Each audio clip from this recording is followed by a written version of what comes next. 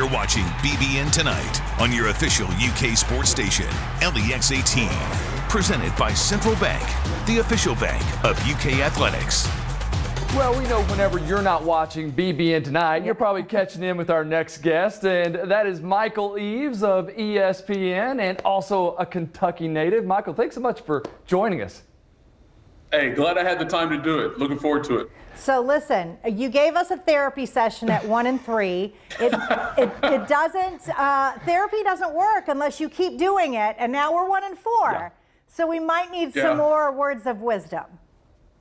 Well, to be fair, Seth Greenberg was providing most of the therapy from the coaching perspective. I was speaking for the frustrated Kentucky fan from Paducah to Pikeville because I know how they think and I know how they feel watching what's going on right now, because regardless of what John Calipari said after that first win, talking about what the schedule is going to be like and how tough it's going to be, there's one thing to be told to expect something bad. There's something else to experience worse than you thought. And that's what Kentucky fans are going through right now. No one thought this team would be 1 and 4 through the first 5 games, regardless of who was on the schedule.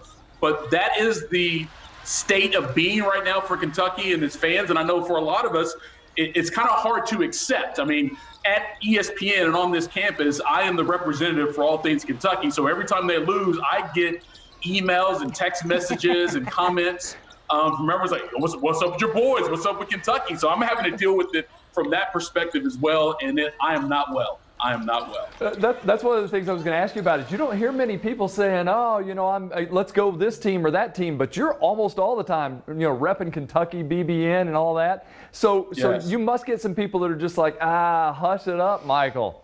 Who's that person? I'll say this, to be fair. I'm pretty chill in and around leading up to games and stuff. I really don't talk anything hardcore around this campus until it's winning time, which is March Madness when we get closer and closer to the tournament. But for the most part, they leave me alone because, one, I'm a big dude. Who's going to say something to me anyway?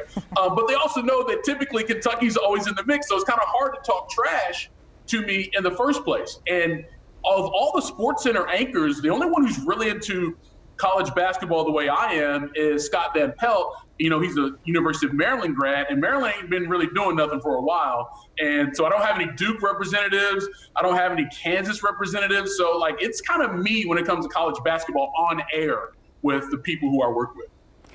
Okay, so you know Cal. You know how he gets things done somehow, some way. We typically don't have to start this slowly, but that second half against Notre Dame, he said, gives us hope. Are you hopeful? Yeah.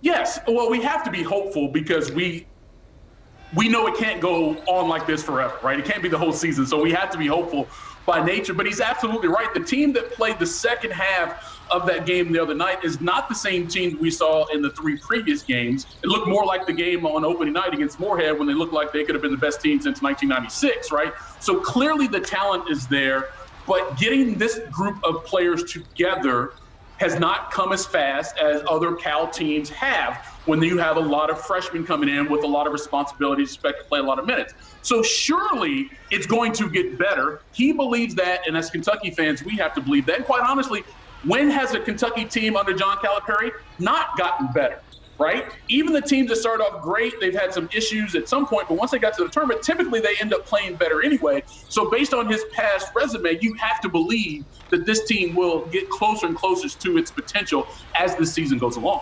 I mean, obviously, Camp Cal is here now, so we know that's when they make the biggest improvement. I'm going to give some of the excuses because they didn't have any of those preseason games. There's very few crowds. I really believe they beat Richmond if it was a packed house because I think the crowd would have pushed them to victory. So there's a lot of different things with this season that just make it a little more difficult for the teams that are going with a lot of freshmen.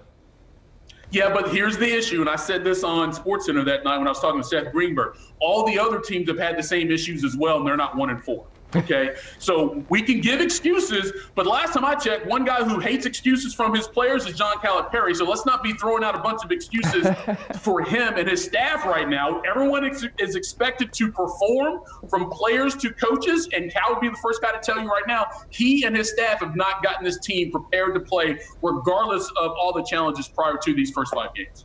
You've come here because it's hard, right? Yeah. Kentucky's not for everybody, Michael. It's hard for everybody. No, it's not for everybody. Hey, thank you so much for joining us. We love watching you on SportsCenter, and we appreciate your time today. Hey, no problem. Go Cats. All right, more BBN Tonight is coming up right after this.